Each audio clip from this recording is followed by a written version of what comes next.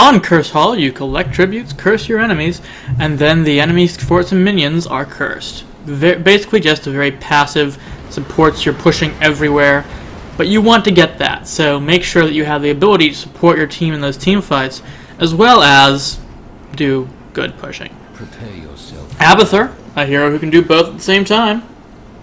An excellent choice. Now, Uther will need to start walking out towards the gate, but Abathur won't. Abathur does not need to walk at the game start, because if you time it right, 10 seconds. you deep tunnel out immediately as soon as the game starts, and you'll find that the deep tunnel and locust both disable until the game start. Deep tunnel immediately, locust will spawn when you come out the other side, and then you get an advanced locust. That's good for scouting, seeing where they're at. You can symbiote on it, get some free damage on their towers, soak up ammo that usually will be replenished, but maybe not. And, of course, just the scouting. Note the mine placement on these narrow passages here, so you can see when people are switching lanes. This lets us know that Nazeebo is coming up top immediately. And the damage, minimal, but the value of the vision, much greater.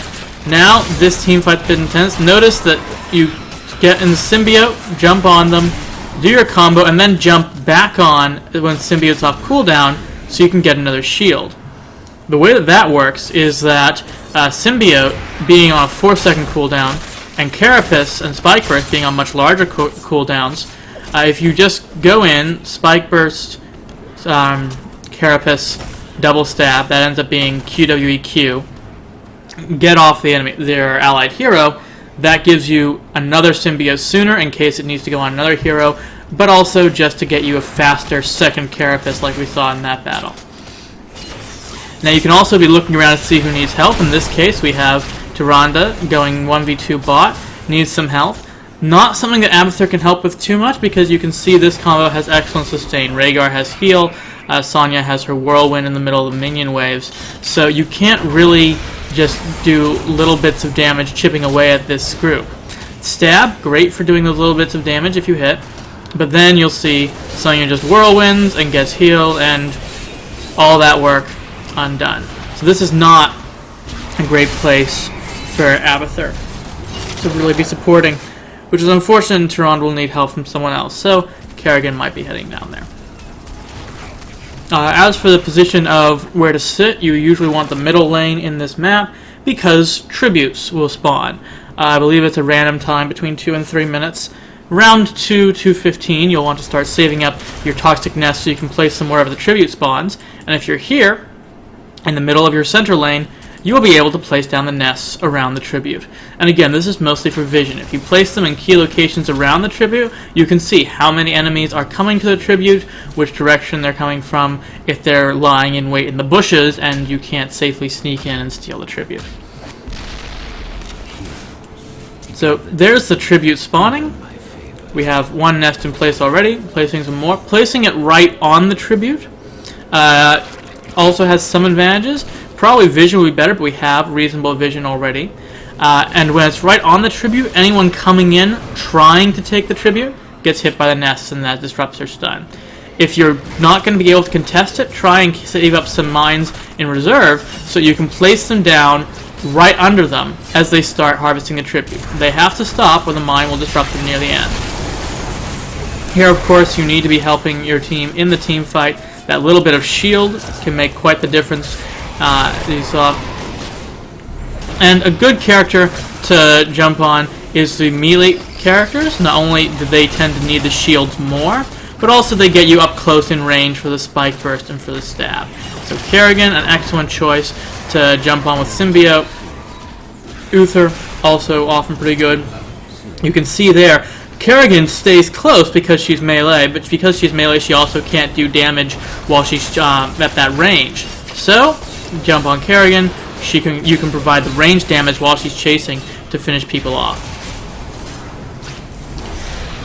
Now, at this point, we haven't had time to discuss the talent picks yet. This is a fairly standard butchering build. Survival instincts. Either the Locust abilities help with the level 1, but level 1 isn't usually the biggest deal. Then we have our barbed spines to increase symbiote stab damage. The stab damage is going to be what's giving the majority of your hero damage as Abathur.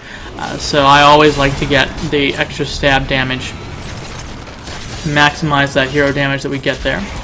And finally, the Vile Nest. Now, often you'll get Mule instead, but if you can win all the team fights and your team doesn't get cursed, I mean, you have to be pretty far ahead, but Mule doesn't help you get ahead. Mule helps you keep from falling much further behind. If you're already ahead, I generally recommend getting the Toxic Nests slow. That way, the nests can slow down enemies trying to race to the tribute, spread them out some more. It's a 40% slow for 4 seconds, so it is actually quite significant for delaying them. I so enjoy watching you scurry. And with all that help, maybe you'll never need to use the Mule healing. We are currently a little ahead. This is the tribute coming here. Dropping the mine in the bush this is a very popular bush for this tribute, and dropping it there helps you see just whether there's enemies there. If they're already waiting, they'll kill the mine, yes, but that very act of killing the mine lets you know, okay, someone's waiting in that bush. And your team can engage a little more cautiously. Now in this case, Symbiote on Kerrigan. Probably one of the better picks for Symbiote in this comp, keeping her alive just a little longer. And then here, note how they run past the minions. Always remember that you can put your Symbiote on minions if there are minions nearby, which decreases the amount of safe angles they can escape through. Or just allows you to get in some more damage while your friendly heroes are retreating. But now we've got the lead on tributes and we have level 10. On this map, especially when a team's near 3 tributes, you generally want to save your ultimate for helping contest the tribute. If your whole team has their ultimates at contesting the tribute, that greatly helps your ability in the team fight to actually secure the tribute, and then the curse. It's very important and effective. So we will be saving our ultimate here. Note they're trying to get the golem quite early. A good place for vision is around the golem, like here or here, so you can see when they're getting the golem. In this case, they seem to have figured it out, and Tyranda's Owl Scout found it. The nest, this is a common place to hide, and also a good escape route for while they're doing golem. Here, Kerrigan's soloing this a bit iffy, but maybe with Symbiote we can make it work. Now, this is kind of an odd place to ult in, but you can see the tributes right here. So joining in here is going to take this close battle that Tychus is going to win into one where Tychus will at least have to back out, and we're now in ultimate form for the tribute battle. Ideally, you want to get your ult in a situation sort of like that where jumping in has impact with the full health and mana bar, but you have a little bit of time before the fight starts to actually get the cooldown on your clone's ultimate. Now in this case I'm missing all the combos, so I'm not getting too much out of it, but we are driving back Tychus and Nazebo, allowing us to split their party and focus fire down some of the bigger, tougher enemies like ETC. And of course, if you have a stun, remember to use it to interrupt Nazebo's ult. Another good point on who to copy.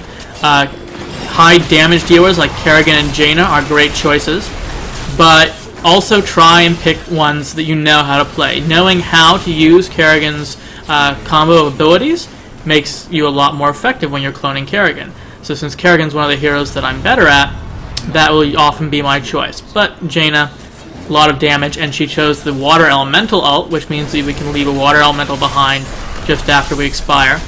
Another excellent choice for cloning onto. Now during the curse, you want to be a little farther forward. With ETC here, that's a little too far forward, but the curse is helping your entire wave push. So make sure those locusts are in there, helping the wave push while they're cursed and they can't stop you. If you have the locust attack speed, that's better for when they're cursed and you're just attacking without contest. If you have the health, that's better for when your locusts are tanking for the entire minion wave of no hit points. But as you can see, helping with that push, their heroes are here to defend, allowing us to push better in other locations. And that's another reason you can be a little farther forward during the curse. The enemy heroes have to defend against the minions, or the minions just pile up and destroy everything themselves. So it's a little safer to be out here, aggressive. They don't have anyone particularly good at chasing down Abathur, like a Self character or Illidan, so that also makes it safer to be farther forward.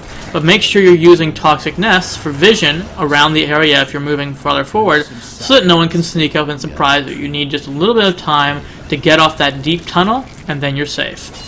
Always try and deep tunnel out if they jump on you, because it's faster than Hearthstone, and it doesn't get interrupted by damage. If you take a little bit of damage, using the Hearthstone will get interrupted and you'll die. But if you take a little bit of damage while you're deep tunneling, you might not die, you can still continue.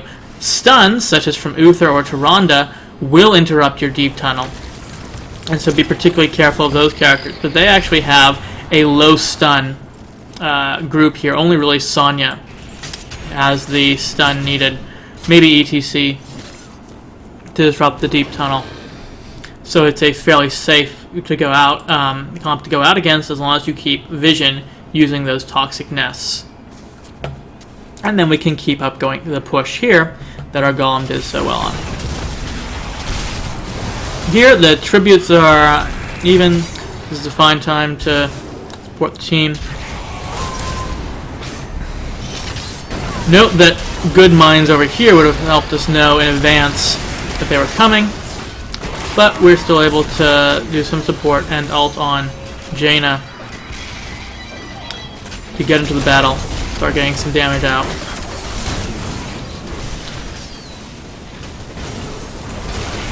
Now, as I said, with the tributes at 0 all, and the curse just expired, this is a time when you don't need to save the ult for tribute battles.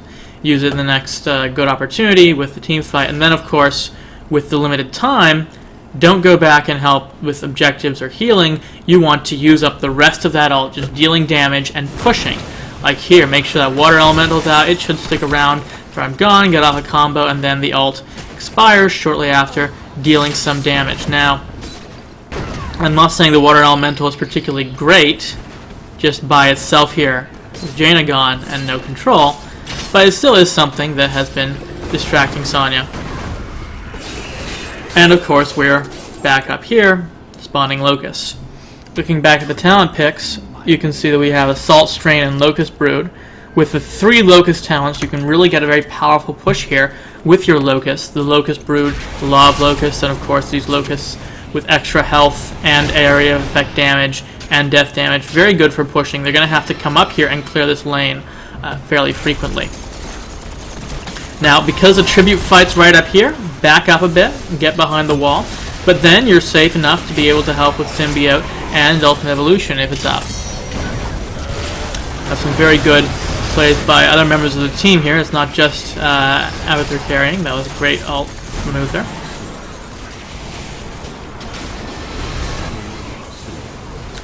And here, there's just doesn't seem to be that much that Abathur can do.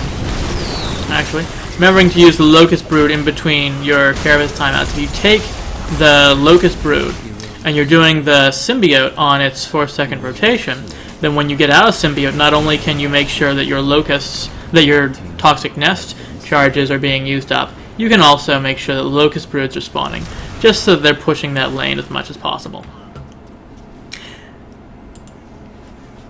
Now, because they're all dead except for Sonya, who we can see here, it's safe to go up, start pushing another lane.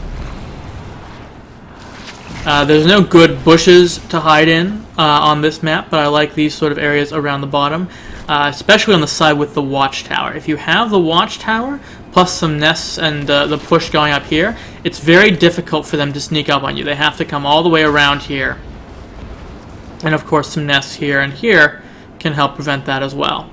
So that makes it fairly safe when you have the watchtower to be pushing very aggressively on this side, or the other side if you're on the other team.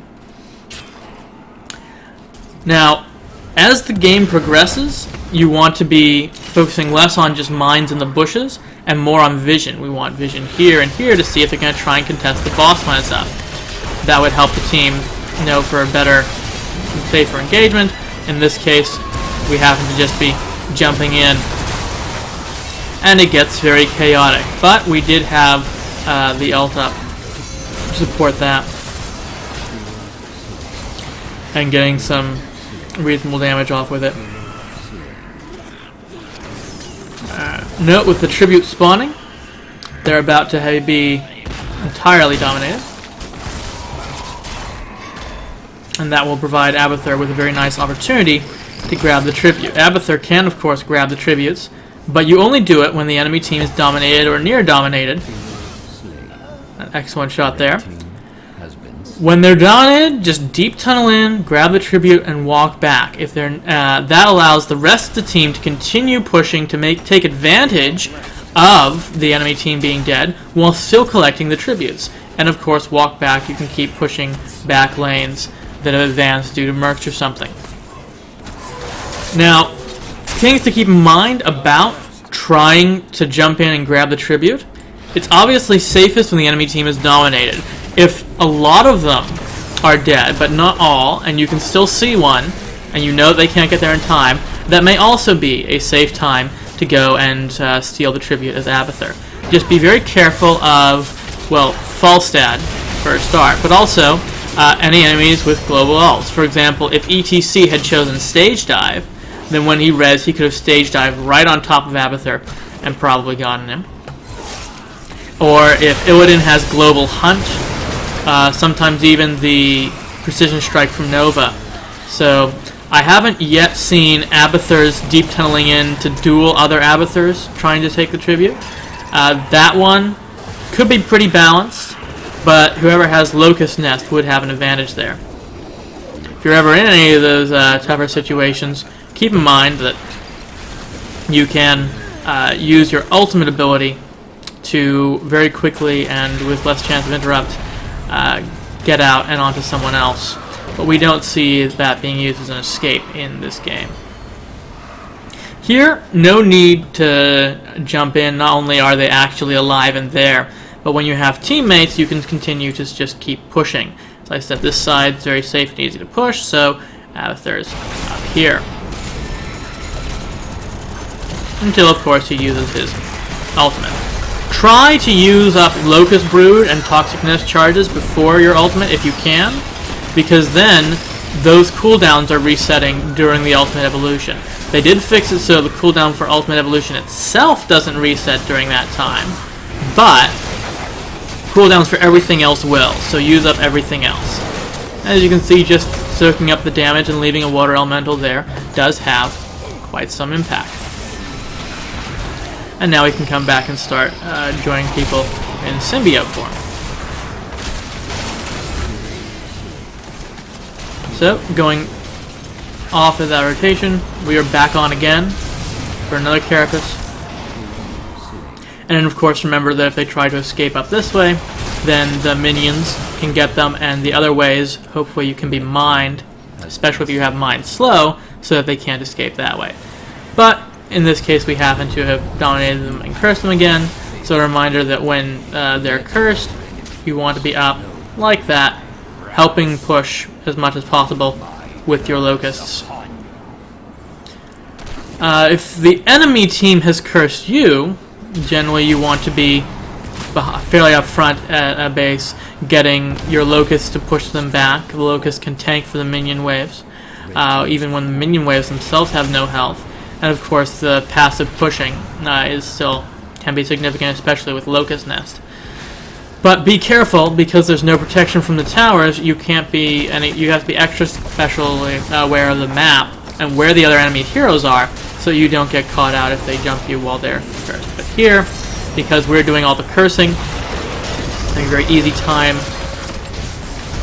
just helping out on this team fight with Symbiote and Ultimate Evolution. And note that also the Ultimate Evolution is great for securing their retreat. They can all get out safely while the enemies focus down the clone, who is very expendable. If you're playing with an Abathur, never try and save the life of their clone, especially in a situation like that. Don't go back in trying to help. Only go in if you feel you can help make something happen, like secure a kill, because the clone is very expendable, and other heroes aren't. So you can see, stayed a bit too long, could have used that to escape better, and we lose some of the party.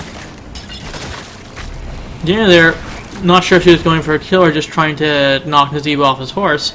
In the case where you are, where you do have a team member fleeing away, and the other people might be on horses, then remember that you can use a symbiote to fire behind them and knock enemies off their horses, even while your friendly character is mounted, thus giving them the advantage in any escape.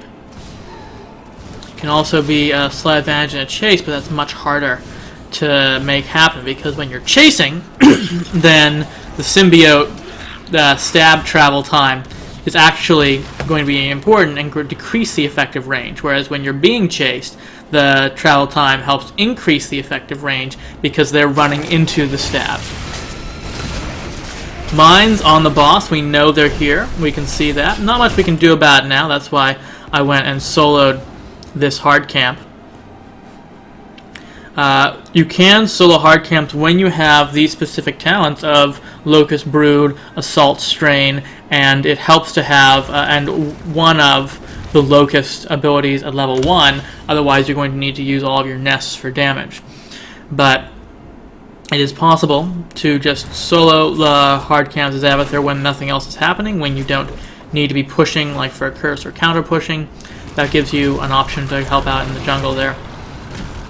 And of course, when counter pushing here, you can see all the locusts helping shoot down the golem. Provides some damage. Does provide a symbiote target. Don't actually need that. It's better to symbiote the towers so they have their shield. But with the golem this late in the game, the shield isn't going to do much to stop it. It's dealing a lot of damage. But we're all dealing a lot of damage. The locust explosions even dealing some damage. And it looks like we'll be able to push this back in time to support our golem push up here. This is because they're all busy here with the golem push. We can see that this is another opportunity where Abathur could grab the tribute. Because it's 0-0 though, that tribute's not going to do anything, electing instead to head there to help push back, and then of course going into ultimate form immediately to help this push up here. Because this should be a game-ending push with the golem and with all 5 of us here. And the Zeebo's already down.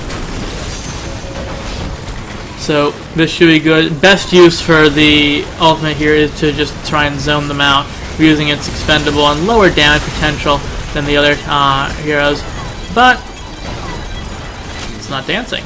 Odd.